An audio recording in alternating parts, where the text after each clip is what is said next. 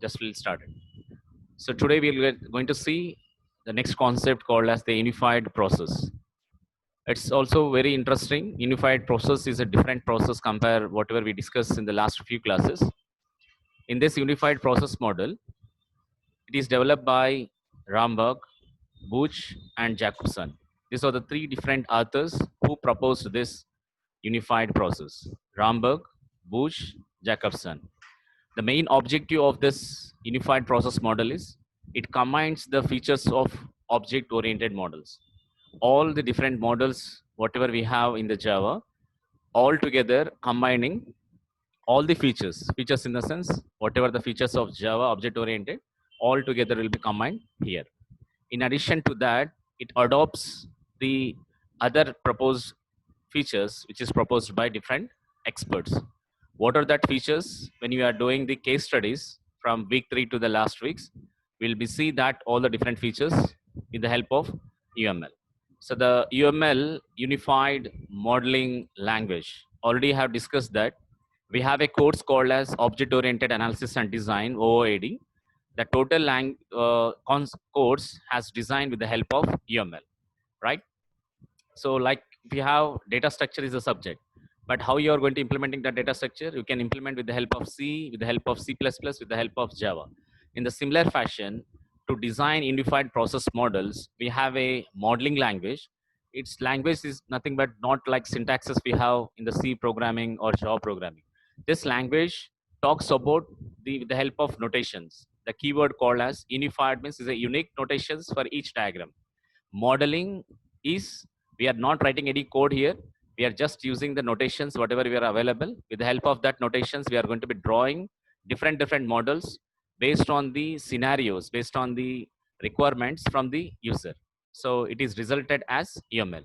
UML stands for Unified Modeling Language. Okay. So this unified process developed by Ramberg and Buch. These are the two authors. Like one more is there, Jacobson is not that much involved in designing of this UML. So totally we can call as a framework for OSC, which stands for Object Oriented Software Engineering using UML. For computer science systems department, there is a separate course called as OSC separate course, which is stands for Object Oriented Software Engineering. So that's why in this SVC 19, what we have done is we just combined this software engineering course with the combination of OO, that is object oriented. Now this entire course will be implementing or designed with the help of unified modeling language. So that's how the base for the rest of the week's programs, other than the second week, we are designing with the help of EML only. So hope you have written writing the sentences. No need to be tell again to please note down the points, right? Every time it is not required. So please note down something so that you can go not get sleepy or should be active. Coming to the phases of unified process are four types. Four phases we have. Take down the four phases here. We are talking about the four phases. The first one, inception phase. The second one talks about the elaboration phase. Third one talks about construction phase. Fourth one talks about transition phase. Like we have 5 different framework activities starting from the communication, modeling, construction, deployment, the last one which is going to be how give some sort of support where we can do it. All such type of phases or activities we are dividing into as 4 parts. One is inception phase, second one elaboration phase, third one construction phase, fourth one transition phase. Let me talk one by one. Let me have a glance on this each phase. First one, before going to that, draw the figure, the unified process. The name of the figure, the unified process. Under this unified process, hope you have remember the first activity is communication, the second framework activity is planning, the third framework activity is modeling, the fourth framework activity is construction, the last activity is deployment. If you see together, the combination of communication and planning comes under the first phase called as inception phase. The combination of planning and modeling will be comes under the second phase called as elaboration. The modeling and construction as a combined called as totally combined as called as the third phase, construction. The combination of deployment and construction called as the fourth phase, transition. And the outcome of this will gives one each release called as software increment, because it is an iterative process.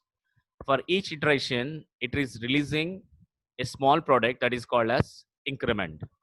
If that increment is satisfied by the customer, if any changes has done in that increment, again we'll go for the second iteration.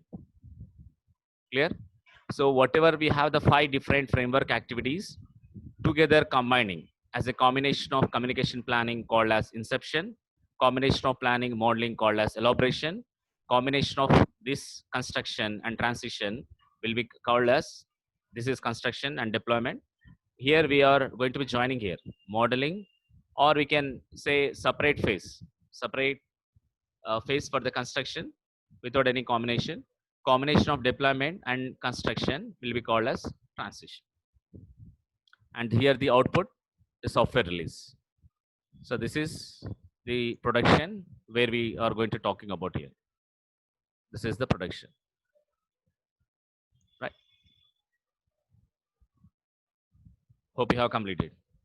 As part of this, coming to like we have some different tasks in each activity. Hope you have remember in the communication what we are doing. We are gathering the requirements and we are going to be taking care of the plan, how it will be work out, right? So like this, we have in the each phase, we have some set of activities. List out in the activities in each phase, we have different tasks. Write down in the first phase, inception phase. Inception phase. In this one, we have the task like vision document.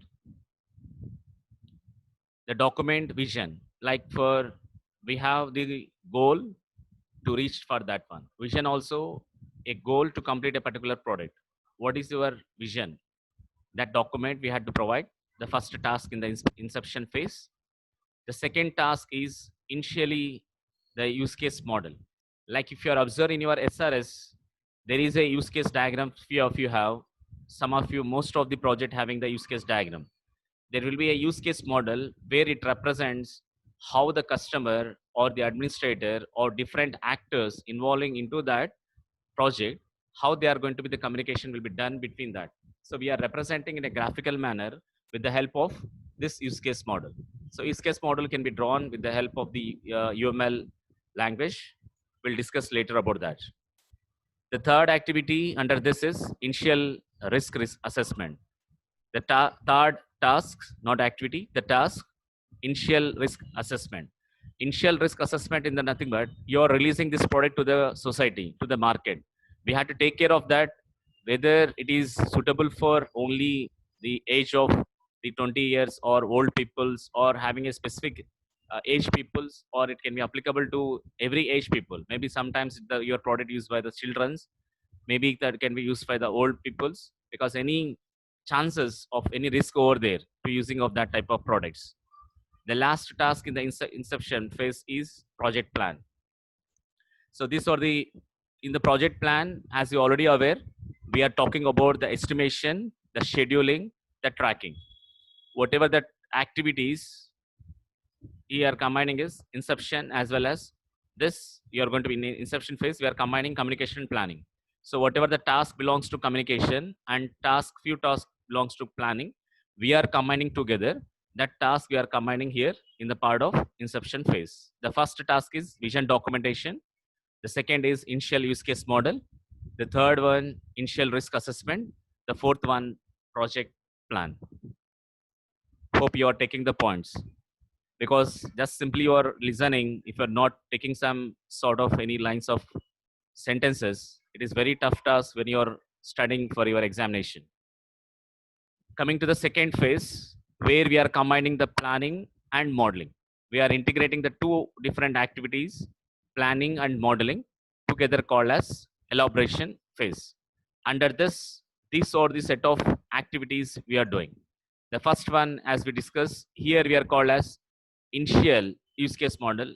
Here, a total finalized use case model.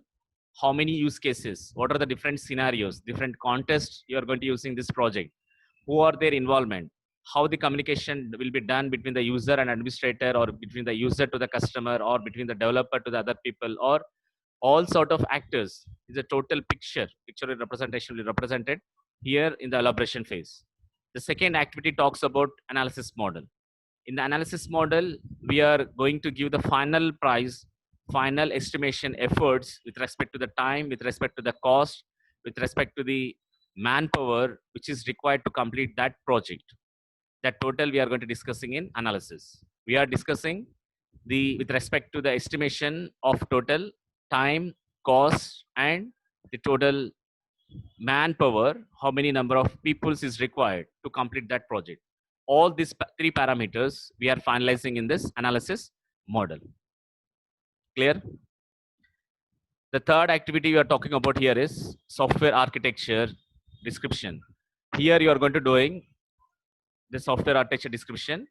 Here you are going to doing the set of components involved inside in the development of your software or project, how that interfaces will be connected to each other.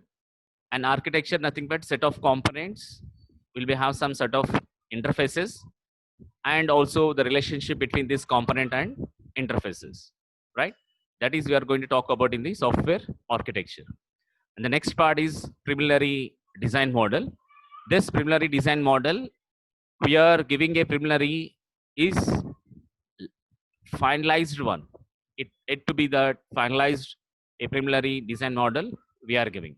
So the input for design model is software architecture.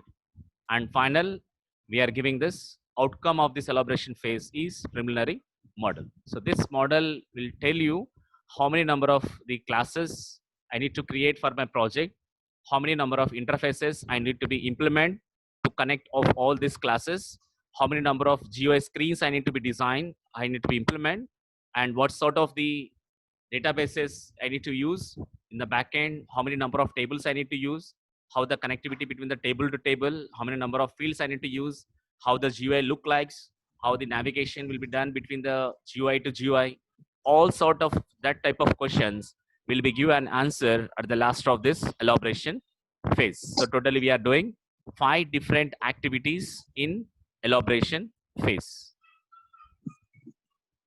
5 different activities we are doing over here. Hope you have noted down, right? Next, third phase, that is construction phase. This is the third phase under the unified process model. Under this is the outcome of the previous phase, that is the design model. Once it has done, it is connected to your system components, because you are going to be developing the components which are related to your project. Now your task is it has to be connected to the system until unless, because if you want to run your project directly individually, it can't be run. We have to take the help of system. Your system is nothing but we have to configure what is the backend need it requires, whether it runs on the laptop, whether it runs on the server, runs on the internet, runs on the local network, what sort of the backend the configuration things is required with respect to the hardware, with respect to the software, it can be used to run our project.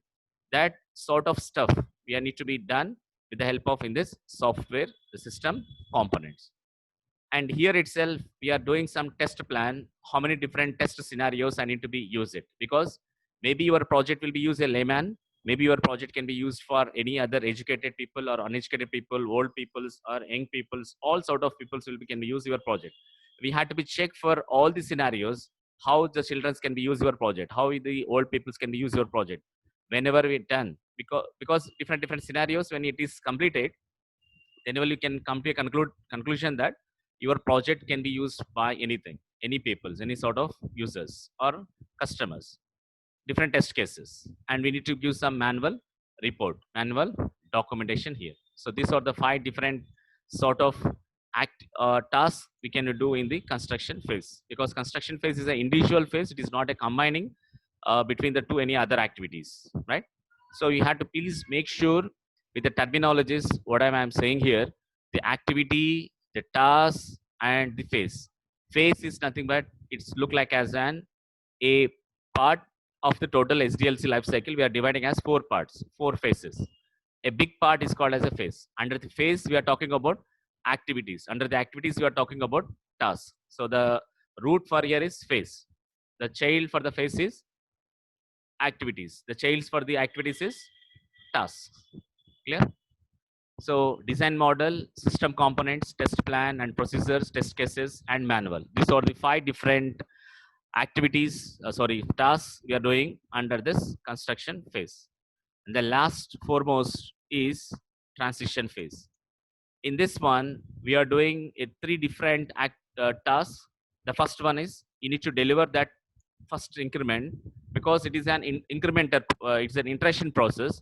For each iteration, it is giving a output, a release. That each release is called as a increment. We also call as a product. After a number of iterations or number of releases or number of increments, the customer will finalize this is what my final product look like. This is what my project will look like. So that's why we need to deliver the first increment. We are not saying the product. We are saying deliver software increment. Next, beta test results. Beta test, when we call as beta test, we'll discuss about that in the testings. Alpha testing, beta testing. Beta test talks about any changes has done for the second time. It gives for beta. If it is a initial test, it's a alpha testing. Anyhow, we'll discuss in the 4th unit about this testing process. And the next sort of the thing is user feedback. General user feedback here is there. Once the product will be used by the customer, how it look like, whether it is flexible, whether comfortable with the customer, if any sort of technical issues are facing, all sort of stuff will be discussed in this user feedback. Okay, so these are the 3 different activities comes under transition phase. One is deliver the software increment. The second one is beta test results. The third one is general user feedback. So these are some of the different phases and their respective activities what we have discussed.